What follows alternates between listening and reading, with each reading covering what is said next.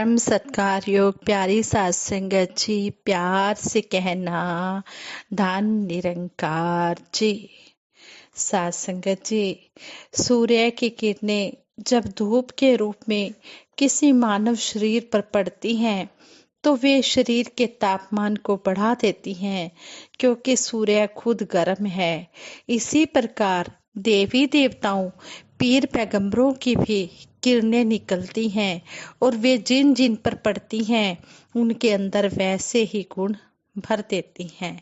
अब सोचने की बात यह है कि महात्माओं की किरणें जहाँ इस वायुमंडल में होती हैं, वहीं शैतानों की किरणें भी विद्यमान होती हैं। लेकिन जो मानव जैसी जैसी किरणें स्वीकारता है, उसका वैसा ही स्वभाव बन जाता है। संपूर्ण अवतार वाणी में शहंशाह बाबा अवतार सिंह जी महाराज फरमाते हैं, इस शब्द द्वारा हमें समझाते हैं, पक्कियां दे नाल मिल के बैठो, कच्चियां दे विच मिलो ना, लोकी लख भुलेखे पावन, अपनी था तो हिलो ना। अगर हम पक्कों का संग करेंगे तो हम भी पक्के विश्वासी बन जाएंगे। अब क्वेश्चन यह उठता है कि पक्के भक्तों का तो संग कर सकते हैं, परंतु पीर पैगंबर सतगुरु की हर पल शारीरिक निकटता तो संभव नहीं। इसलिए इनकी किरणें अपने ऊपर कैसे डलवाई जाएं ताकि हमारा स्वभाव भी वैसा ही बन जाए। इस बात के लिए एक एग्जाम्पल है, जैसे कि टीवी के सैकड़ों चैनल हैं और हर चैनल अपने प्रोग्राम प्रसारित करता है, परंतु हम एक समय में एक चैनल के ही प्रोग्राम देख सकते हैं, जहां हमने रिमोट कंट्रोल द्वारा अपना टीवी चलाया हुआ है।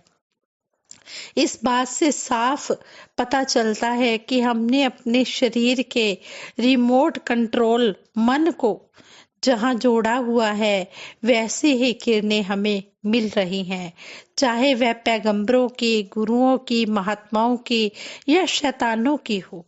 इसलिए हमने अलर्ट रहना है, हमें अलर्ट रहने की जरूरत है और हर पल अपना निरीक्षण करने की जरूरत है कि हम कहाँ जा रहे हैं।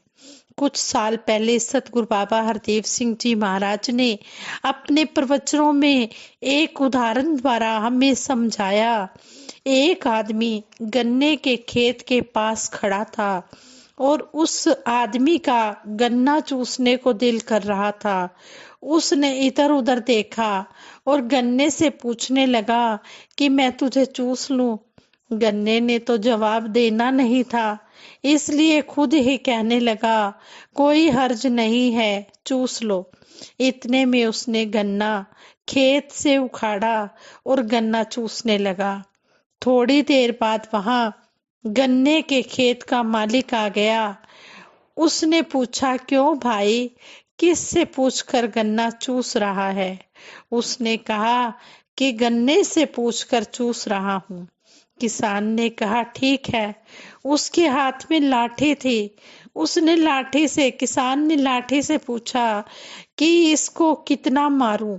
लाठी ने तो जवाब देना नहीं था, इसलिए खुद ही बोल उठा, इसको जी भर के मारो। कहने का भाव कि उस आदमी का मन सामाजिक बुराई से जुड़ा हुआ था, इसलिए उसको वैसा ही फल मिला।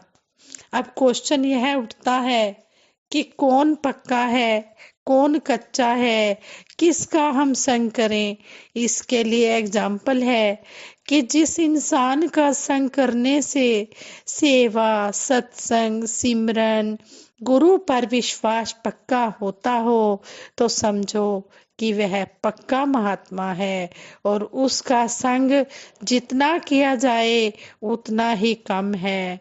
इसके विपरीत जिस इंसान का संग करने से मन में ईर्ष्या, नफरत, द्वेष आदि की भावना जागृत हो, तो समझो वह कच्चा महात्मा है और उससे जितनी जल्दी हो सके पीछा छुड़ा लेना चाहिए। कहते हैं किरणों का ये कमाल है, देख आजमा कर, अच्छे गुण आए, भागे बुरे दुम दबाकर। अब सतबीर करो संग संतों व सतगुरु का, ताकि आत्मा तृप्त रहे गुरु दर्शन पाकर। तो इन लाइनों द्वारा भी हमें यही समझाया गया है कि अगर हम संतों का संग करेंगे, गुरु के दर्शन करेंगे, संतों के दर्शन करेंगे, तो हमारी आत्मा तृप्त रहेगी। संतों और सतगुरु का संग करेंगे, इनके दर्शन करेंगे, तो हमारी आत्मा हमेशा तृप्त रहेगी। सतगुरु बाबा हरदेव सिंह जी महाराज अपने विचारों द्वारा हमें हर पल यही समझाते हैं कि हमने संतों का संग करना है। कहते हैं कि इस प्रकार ऐसे भाव और जज्बे वाले आप सभी भगत जन विचरण करते हैं भाव, तो क्यों प्रभाव नहीं होगा? प्रभाव होगा आपके ऊपर भी और औरों के ऊपर भी। प्रार्थना यही की जा रही है कि भक्तों का और भक्ति का प्रभाव दुनिया के हर एक इंसान के ऊपर हो। इंसान किसी भी मुल्क में बसने वाला हो, वो इस प्रकार के रंग में रंग जाए। छोटी छोटी बातों में उलझाव, ये दूरियां, इतनी कीमती ये जान, ये कीमती जीवन मिला हुआ है, और इंसान उसको बेकदरों की तरह यूं ही फिजूल की बातों में ही उलझ कर व्यतीत ना कर दे। वो शायर का शेर भी है, फूल चुनने आया था बागे हयात में, दामन को खारजार में उलझा के रह गया। तो कहने का भाव यही है इंसान कि फूल चुनकर अपने आप को सजाना और महक में विचरण करना था तूने, लेकिन तूने कांटे ही चुने अपने दामन में और अपने दामन को वहीं पर ही उलझा दिया। महापुरुष चाहते हैं, प्रार्थना करते हैं कि भक्तों का भक्ति का प्रभाव हर मन के ऊपर हो, ताकि सभी इस प्रकार से विचरण करें जिस प्रकार के तरीके हमें महापुरुष बताते हैं। ये जीवन जीने के ढंग युगों युगों से बताए गए हैं। जिस तरह मीठी वाणी का जिक्र करते हैं, विनम्रता का महापुरुष जिक्र करते हैं, विशालता का जिक्र करते हैं, सबर संतोष का जिक्र करते हैं, इसी प्रकार से एक लाइन जिसमें एक पहलू का जिक्र हो रहा था कि जीवन जीने के सलीके में एक और ध्यान दिलाया गया कि हम इस प्रकार से जीवन जी लेते हैं और फिर किसी से माफी मांग लेते हैं, किसी को माफ कर देते हैं। जैसे कहने वालों ने कहा है, यदि आप क्षमा करने की शक्ति से रहित हैं, तो आप प्यार करने की शक्ति से भी रहित हैं। प्यार और क्षमा दोनों साथ साथ चलते हैं। अगर प्यार है तो क्षमा करने का भाव रहेगा, अगर प्यार नहीं है तो दुनिया में जैसे हो रहा है कि गांठ बांध ली तो बांध ली, फिर इस प्रकार से कोई नजदीकियत स्थापित करने का भाव नहीं रहता है। ये भी एक पहलू है। जैसा कि भगत जनों ने कहा है, क्षमा बड़न को चाहिए छोटन को उत्पात, कि ये बड़प्पन की निशानी होती है। जो क्षमाशील होते हैं, जो छोटेपन वाले होते हैं, वो तो शोर ही मचाते रहते हैं। तो इस प्रकार से कितने कितने पहलुओं का महापुरुष संत जन भगत जन जिक्र करते आ रहे हैं। यही अरदास कि दातार कृपा करे कि सभी को ऐसी तौफीक बख्शे, शक्ति प्रदान करे कि अपने आप को ही और मजबूत करते चले जाएं, विश्वास के लिहाज से, अकीदे के लिहाज से, प्यार के लिहाज से, हर प्रकार से मजबूती प्राप्त होती चली जाए। खुद उजागर करो हुनर अपना, दूसरों को ही ना कम नजर कहना। कि अपने हुनर को खुद उजागर करो, प्रकट करो, दूसरों को कम नजर मत करो। कहो कि इसकी ही निगाह कमजोर है, मैं तो पूर्ण हूँ।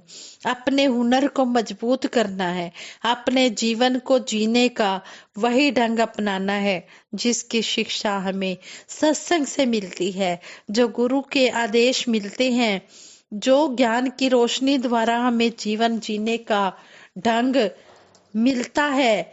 हमने उन बातों को, अपने आप को प्रकट करना है, अपने आप को अंदर कर्म रूप में ढालते चले जाना है।